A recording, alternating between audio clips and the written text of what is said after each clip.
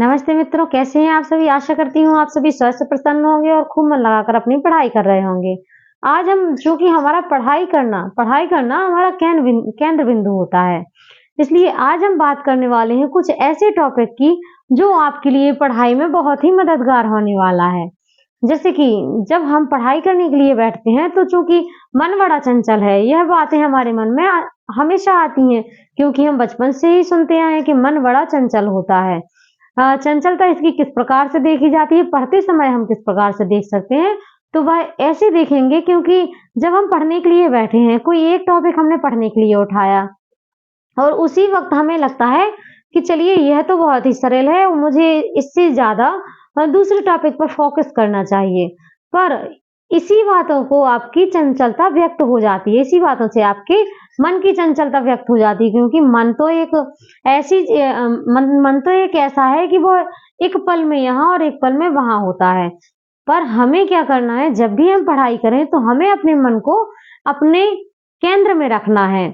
मतलब कि हमें अपने मन पर काबू रखना है ताकि यदि हम पढ़ने के लिए बैठे हैं तो हमारा मन सिर्फ और सिर्फ पढ़ाई में लगना चाहिए। अच्छा चलिए देखते हैं कि पढ़ाई तो हमने कर ली है, हमने अपना टॉपिक की भी खत्म कर लिया है। टॉपिक की बात करूं, जैसे कि मैं तो हिंदी से हूं तो मेरा तो हिंदी साहित्य ही मेरा टॉपिक है।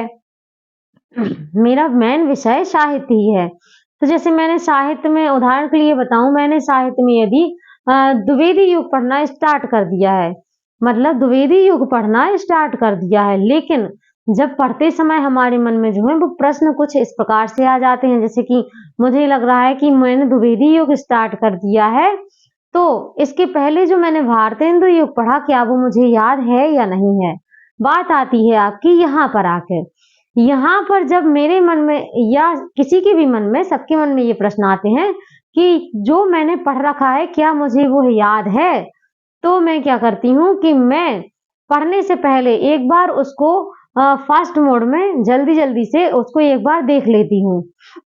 जैसे कि मैंने द्विवेदी युग पढ़ा है तो उसके पहले मुझे एक बार आधुनिक युग का जो भारतेंदु युग है उसको देखकर पहले रखना है, फिर इसके बाद ही मुझे द्विवेदी युग स्टार्ट करना है।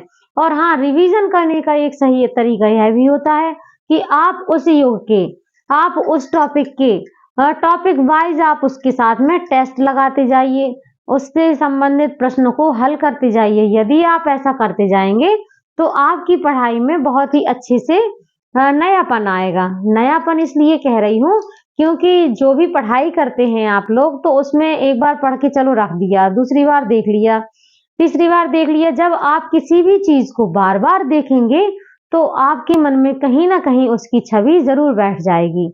इसलिए मैं कहना चाहूंगी कि आप सभी जब भी पढ़ाई करें तो एक टॉपिक को कई बार देखिए, क्योंकि जैसे चलिए उदाहरण के लिए मैं बताती हूँ, जब भी हम किसी अच्छा घर से ही उदाहरण ले लेते हैं, जब भी हम घर में किसी नए घर में जाते हैं तो पहले दिन जब हम जाते हैं तो हमको पता नहीं होता कि अब इसके आगे क्या होगा, कौन सा कमरा कहाँ पे है, कहाँ से सीढ़ियां लगी हैं, कहाँ पे आपका अन्य जो है प्रसाधन है, तो हमें कुछ पता नहीं रहता। लेकिन जब हम उस घर में 2 से 3 बार जाते हैं तो हमको वहाँ का प्रत्येक माहौल पता चल जाता है। अब यहाँ पर गैलरी आने वाली है, अब इसके बाद यहाँ पर सीढ़ियां लगी हैं, फिर कमरा आने वाला है, फिर आंगन आने वाली है आदि।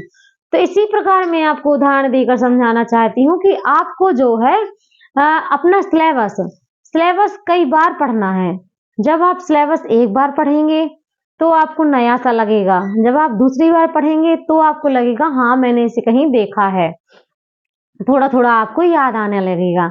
ऐसे ही आप जब बार बार सिलेबस याद करेंगे तो आपको एक दिन ऐसा आएगा कि आपको सिलेबस याद करने की जरूरत ही नहीं होगी, क्योंकि 90 में से 100 में से कम 30% तो आपका सिलेबस में से जो कि मेन सिलेबस दिया जाता है उसमें से ही प्रश्न कर लेते हैं। डीपली तो बाद में जाता है, एग्जामिनर जो होता है वो डीपली तो बाद में जाता है, पहले जो आपका मेन सिलेबस उसने दे रखा है उसी के ऊपर से काफी प्रश्न पूछ लिए जाते हैं।